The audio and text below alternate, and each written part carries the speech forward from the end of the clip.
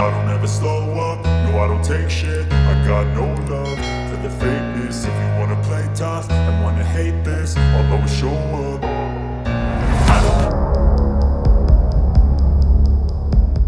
Ukraine reinforces Bakhmut defenses amid relentless Russian assault. City and nearby town of Soledar are focus of intense efforts by Moscow led by Wagner mercenary group.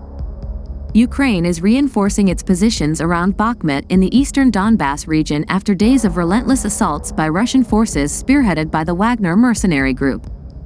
Bakhmut and the neighboring town of Soledar have been the focus of intense efforts by Moscow to make progress in an area where Russian forces have been trying desperately to advance since early summer. In recent days, Russian attacks have focused on Soledar in an apparent effort to cut off the town. The enemy again made a desperate attempt to storm the city of Soledar from different directions and threw the most professional units of the Wagnerites into battle, Ukraine's military said on Monday, echoing comments made by Ukraine's President, Volodymyr Zelensky, on Sunday. The capture of Soledar, which lies to the northeast of Bakhmut, would put Ukrainian forces in the area in danger of being encircled and offer Russia a potential avenue of approach against that city. Yevgeny Prigozhin, the founder of the Wagner mercenary group, which has been trying to capture Bakhmut and Soledar for months at the cost of many lives on both sides, said on Saturday its significance lay in the network of mineral mines there. It not only has the ability to hold a big group of people at a depth of 80 to 100 meters, but tanks and infantry fighting vehicles can also move about, he said.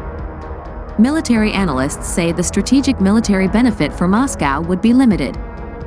A U.S. official has said Prigozhin, a powerful ally of the Russian President, Vladimir Putin, is eyeing the salt and gypsum from the mines. In nightly video remarks on Sunday, Zelensky said Bakhmut and Soledar were holding on despite widespread destruction after months of attacks. Our soldiers are repelling constant Russian attempts to advance, he said. In Soledar, things are very difficult, he added. In an evacuee center in nearby Kramatorsk, Olha, 60, said she had fled Soledar after moving from apartment to apartment as each was destroyed in tank battles. All of last week we couldn't come outside. Everyone was running around, soldiers with automatic weapons, screaming, said Olha, who gave only her first name. There isn't one house left intact, she said. Apartments were burning, breaking in half. Serhiy Cheravaty, a Ukrainian military spokesperson for the eastern region, said the situation could be stabilized. There are brutal and bloody battles there, 106 shellings in one day, he said on Ukrainian television.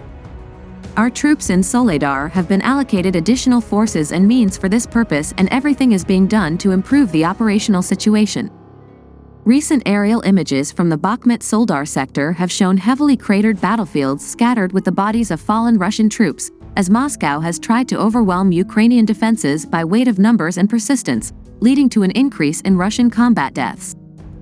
Analysts have suggested that, despite speculation Russia may be preparing to forcibly conscript up to 500,000 more troops, Putin's conscription strategy may be contributing to the increase in Russian deaths.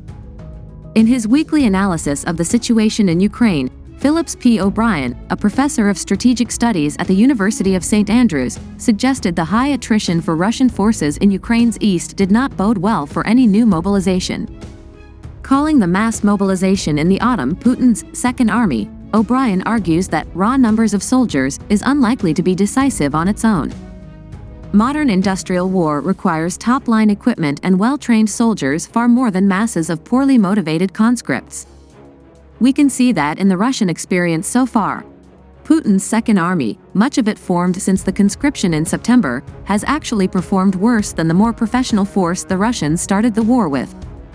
Since September, Russian soldiers have died in huge numbers and achieved only small gains.